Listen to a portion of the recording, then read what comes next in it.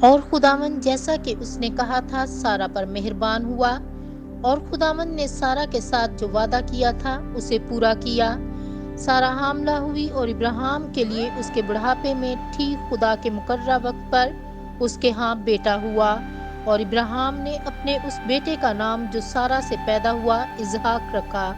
اور جب اس کا بیٹا اسحاق 8 دن کا ہوا تب ابراہیم نے خدا کے حکم کے مطابق اس کا ختنہ کیا۔ جب اس کے ہاں اس کا بیٹا اسحاق پیدا ہوا تب ابراہیم 100 برس کا تھا۔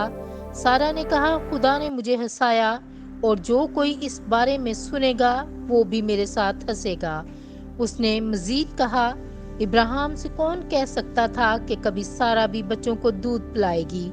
پھر بھی میں نے ابراہیم کے بڑھاپے میں اس کے بیٹے کو جنم دیا، اور وہ لڑکا بڑھا اور اس کا دودھ چھڑایا گیا۔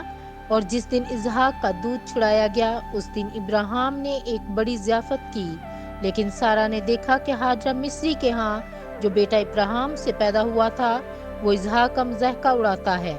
اس نے ابراہیم سے کہا اس لونڈی اور اس کے بیٹے کو نکال دے، کیونکہ اس لونڈی کا بیٹا میرے بیٹے اسحاق کے ساتھ اس کی میراث میں ہرگز شریک نہ ہوگا۔ ابراہیم اس بات سے بے حد پریشان ہوا، کیونکہ آخر اسماعیل بھی تو اس کا بیٹا تھا۔ لیکن خدا نے اس سے کہا اس لڑکے اور اپنی خادمہ کے بارے میں اس قدر پریشان نہ ہو۔ جو کچھ سارا تجھ سے کہتی ہے اسے مان، کیونکہ اسحاق ہی سے تیری نسل جاری ہوگی۔ میں اس خادمہ کے بیٹے سے بھی ایک قوم پیدا کروں گا، کیونکہ وہ بھی تیرا بیٹا ہے۔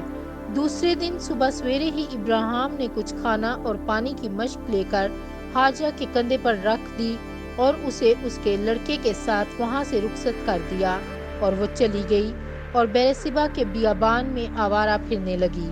جب مشک کا پانی ختم ہو گیا تو اس نے لڑکے کو ایک جھاڑی کے سایہ میں چھوڑ دیا، اور خود وہاں سے تقریباً 100 گز کے فاصلہ پر دور جا کر اس کے سامنے بیٹھ گئی، اور سوچنے لگی کہ میں اس بچے کو مرتے ہوئے کیسے دیکھوں گی، اور وہ وہاں نزدیک بیٹھی ہوئی زار زار رونے لگی۔ خدا نے لڑکے کے رونے کی آواز سنی، اور خدا کے فرشتہ نے آسمان سے ہاجرہ کو پکارا اور اس سے کہا اے ہاجرہ تجھے کیا ہوا؟ خوف نہ کر، خدا نے اس جگہ سے جہاں لڑکا پڑا ہے اس کی آواز سن لی ہے۔ لڑکے کو اٹھا لے اور اس کا ہاتھ تھام، کیونکہ میں اس سے ایک بڑی قوم پیدا کروں گا۔ تب خدا نے ہاجرہ کی آنکھیں کھولی اور اس نے پانی کا ایک کنواں دیکھا، چنانچہ وہ گئی اور مشک بھر کر لے آئی اور لڑکے کو پانی پلایا، اور وہ لڑکا بڑا ہوتا گیا اور خدا اس کے ساتھ تھا۔ وہ بیابان میں رہتا تھا اور ایک تیر انداز بن گیا۔